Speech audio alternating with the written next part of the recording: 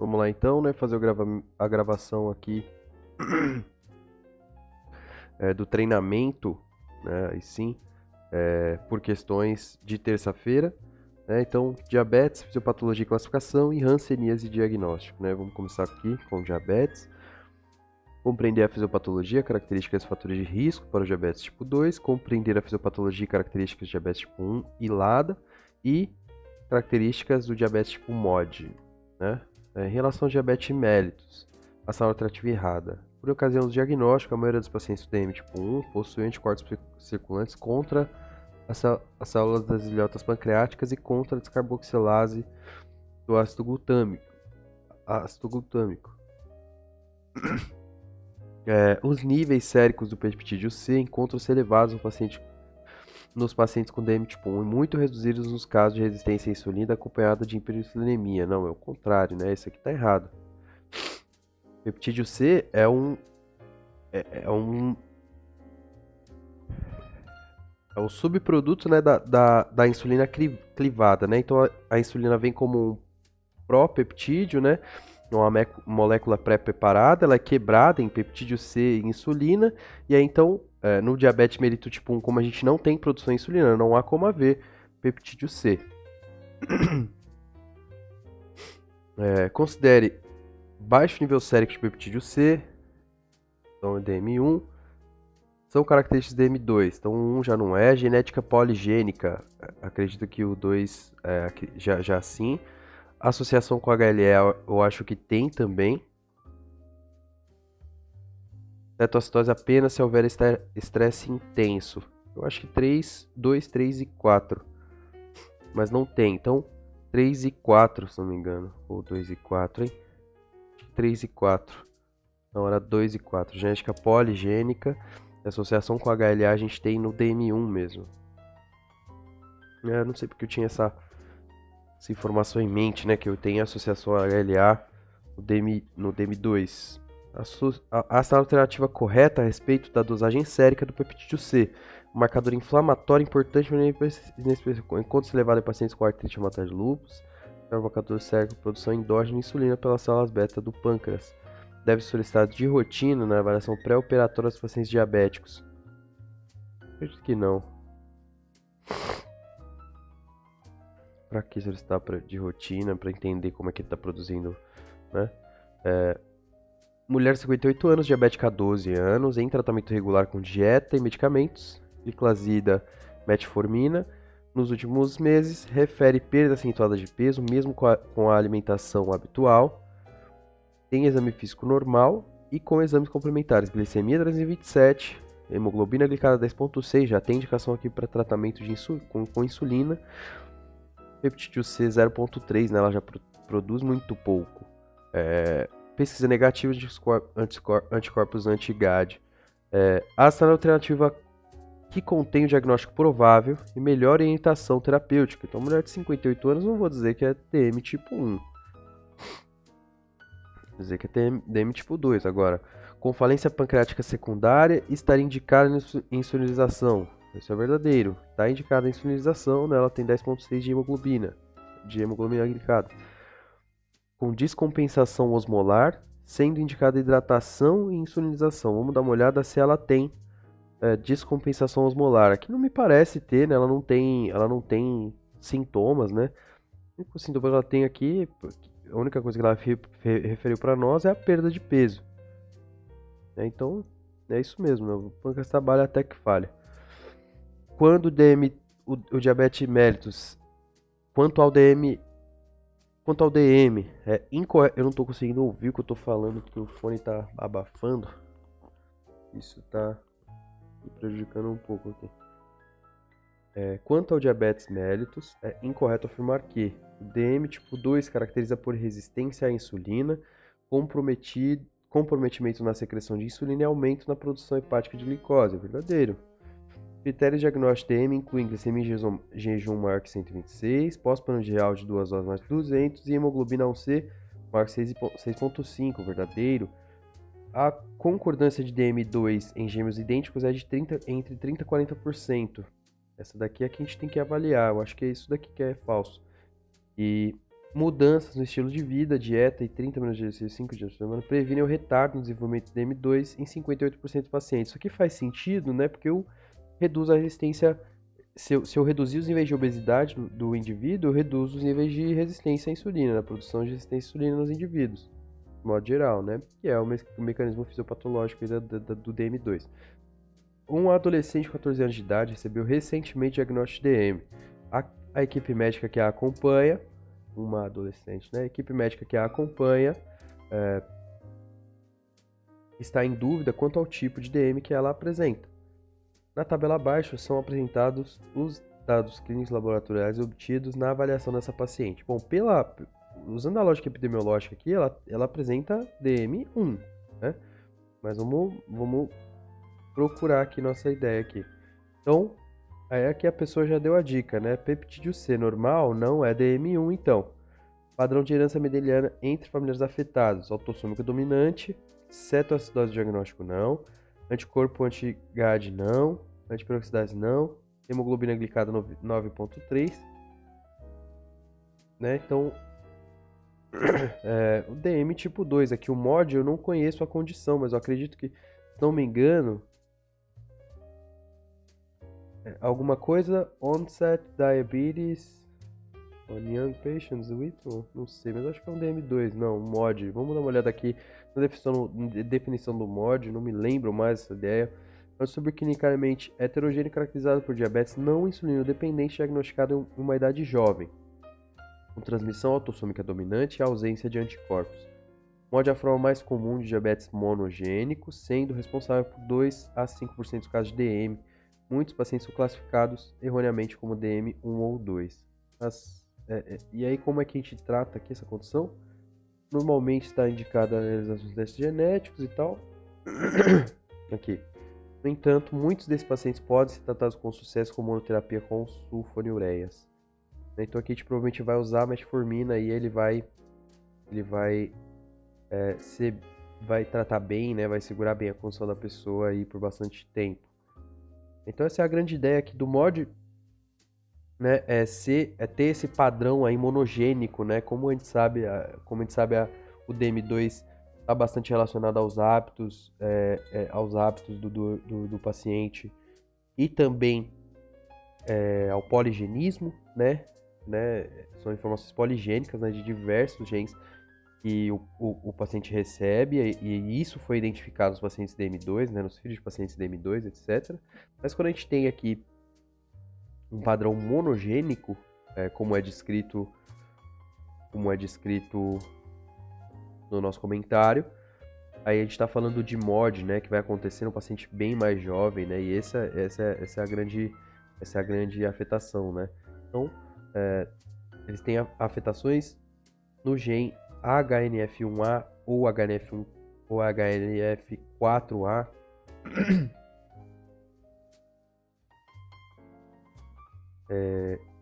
E são mal diagnosticados como tendo DM1, né? Mas se a gente olha para o peptídeo C, o peptídeo C tá normal. A respeito da classificação atual de diabetes mellitus, considere as seguintes alternativas. Apesar de diabetes 1 manifestar-se mais comumente antes dos 30 anos de idade, o processo autoimune destrutivo das células da beta pode se instalar em qualquer idade. Acredito que isso é verdadeiro, sim. O diabetes tipo 2 se instala mais tipicamente em idade mais avançada, mas está sendo diagnosticado com maior frequência em crianças e adultos jovens. Em crianças, né? Resistência à insulina já... Crianças, você tem um pâncreas que vai hiperplasia, vai trabalhar, né? É difícil dizer isso aqui, que é o diabetes tipo 2 mesmo, né? A gente vai identificar o MOD, né? Né? Então eu acredito que não. 2 falso. 1 verdadeiro, 2 falso. 3. Diabetes do jovem com início da maturidade é caracterizado Maturity Onset Diabetes of the Young. É caracterizado por criança autossômica dominante, início precoce de hiperglicemia, atualmente antes dos 25 anos. Então, 2, 1 e o 3 verdadeiros. E o diabetes gestacional confere um risco substancial de 30 a 60% de vir a desenvolver diabetes mellitus nas fases subsequentes da vida. Eu não sei se essa é a porcentagem, mas confere um alto risco, né? Então, 3 e 4 verdadeiras, 3 e 4 verdadeiras aqui. E não, ele está dizendo que a 2 também é verdadeira. Diabetes tipo 2 se instala mais tipicamente. Idade avançada mais está sendo diagnosticado com maior frequência em crianças e adultos. Não sabia dessa informação aqui, né? Uma questão da UFPR de R3, de clínica médica. Aprender a fisiopatologia, isso sim, né? Tipo 1 e lá dá sim, mas mod eu vou marcar como não. Vamos seguir então para hanseníase diagnóstico. Conhecer a classificação operacional da hanseníase, conhecer as características clínicas das formas indeterminada, tuberculoide, virchoviana e dimorfa e conhecer as situações que a baciloscopia e Mitsuda são positivas na hanseníase. Paciente de 57 anos, validade básica de saúde, com queixa de aparecimento ao mês, lesão avermelhada em braço direito. Procura atendimento médico, não foi prescrita anistatina durante 14 dias e fluconazol em dose única, sem melhora do quadro. Passou a anistatina ali, a lesão não melhorou. Relata que posteriormente apresentou dor no cotovelo direito, sendo feito o diagnóstico de tendinite e prescrito anti-inflamatório. Né? Então, ela teve uma condição que não melhorou, depois teve uma outra em cima e a pessoa diagnosticou tendinite, né? Não correlaciona as duas coisas, né? Não, né? Tem que ter um diagnóstico diferencial aí para essas duas coisas. Informa não ter outra doença e não faz uso de medicamentos. O exame físico mostra mácula eritematosa com bordas eritematosas, elevadas e centro atrófico. Quais são as hipóteses diagnósticas e propedêutica a ser realizada? Figura 1, que é a nossa lesão cutânea aqui. A gente já sabe qual que é o diagnóstico, né? Mesmo não tendo estudado a condição. Agora vamos ver qual que não é o diagnóstico, né? Psoríase aqui teria descamação. Paracoco, acho que eu tenho mais achados sistêmicos também, né? No paracoco. Promomicose, eu não conheço a condição. E líquen plano, eu não teria atrofia no centro da lesão, né? O líquen plano. Baciloscopia e tal, não entendo. Eu queria ver que era o Mitsuda, que eu minha passagem por dermatologia agora na semestral que eu tive na faculdade foi muito breve. Os PR1, dentro das alternativas abaixo, qual está correta sobre epidemiologia e controle da hanseníase? O Bacterium leprae apresenta alta infectividade, alta patogenicidade? Imagino que sim. Baciloscopia positiva, critério necessário para notificação do caso. Os casos de forma tuberculoide são capazes de transmitir o agente etiológico? Não tenho ideia aqui não, né? Mas a ideia de formação de tubérculo é contenção naquela posição, né? Então, não sei. Critério para a classificação operacional é o número de lesões da pele. Será que é o número de lesões da pele ou condição das lesões na pele? Eu queria responder um aqui. Não tem autoinfectividade não, mas é isso então. O Bacterium leprae apresenta sim autoinfectividade, mas baixa patogenicidade, ou seja, capaz de infectar grande número de indivíduos, embora poucos adoeçam, tá? Entendi. Eu achei que a maioria adoecesse, sim. A classificação operacional da hanseníase divide a doença conforme o número de lesões cutâneas e acometimento neural.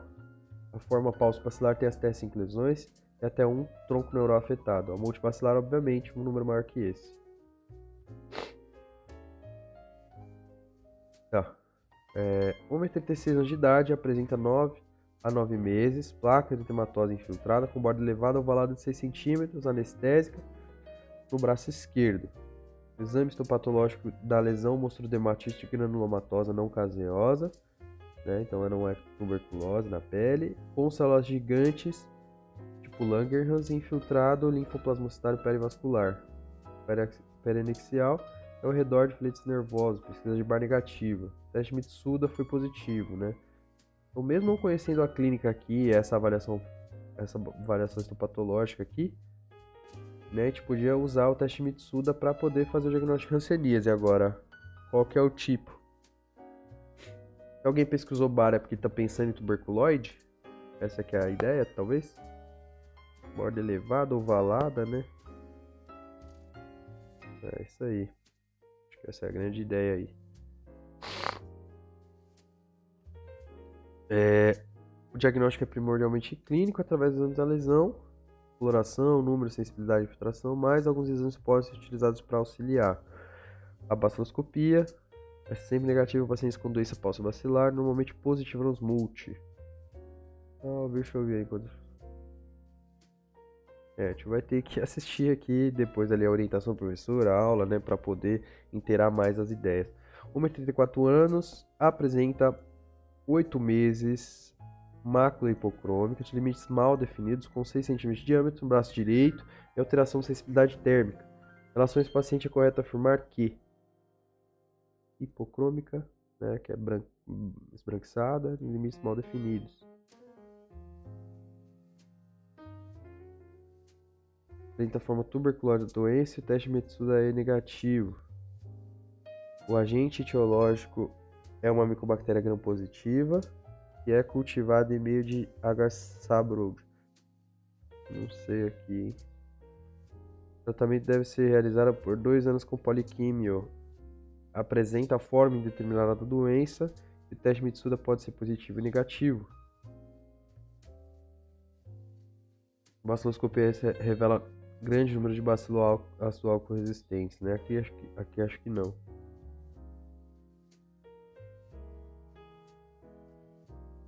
Não vou colocar micobactéria aqui no positivo, né? O bacilo. Acho que é isso aqui. É isso aí, né? Usando uma certa lógica aí. 35 anos, sexo masculino, agricultor, natural e procedente de Jangada. Solteiro e foi encaminhado ao ambulatório do Hospital Universitário de Jangada, provavelmente com queixa de formigamento da perna e pé esquerdo, com início há 10 meses e dificuldade para andar. Refere ainda que notou o aparecimento de algumas manchas não pruriginosas na mesma perna há 3 anos, as quais estão presentes até o momento, de acordo com o caso apresentado. Então ele tem algumas manchas, né? Quantas manchas?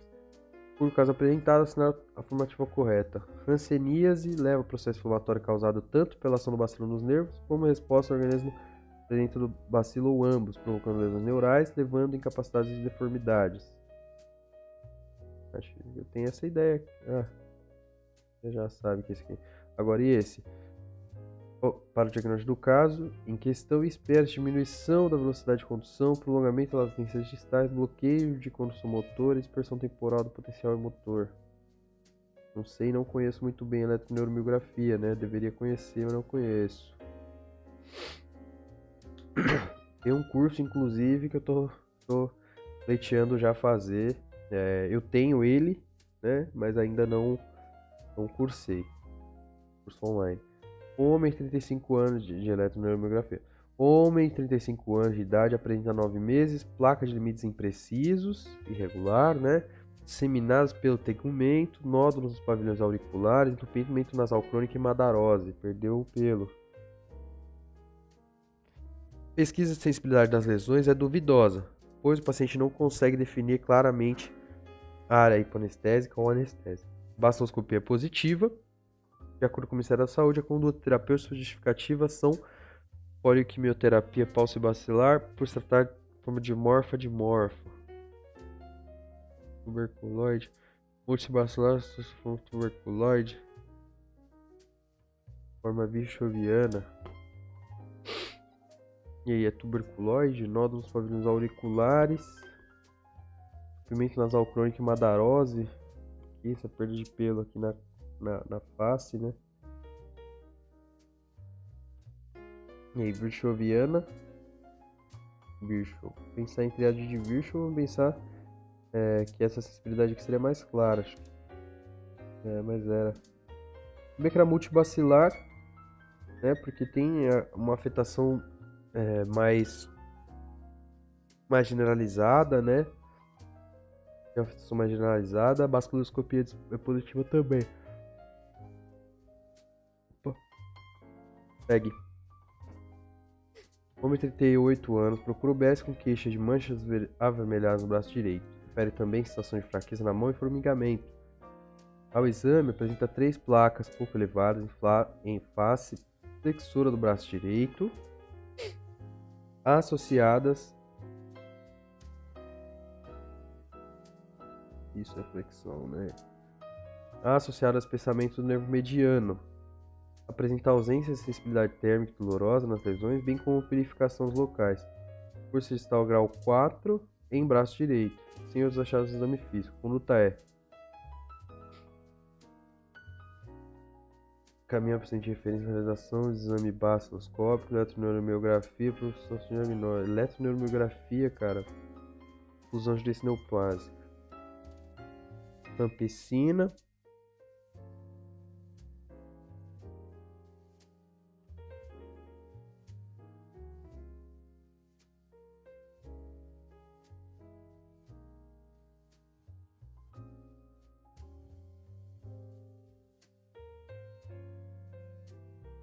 Realizar exame baciloscópico. Não precisava fazer o exame.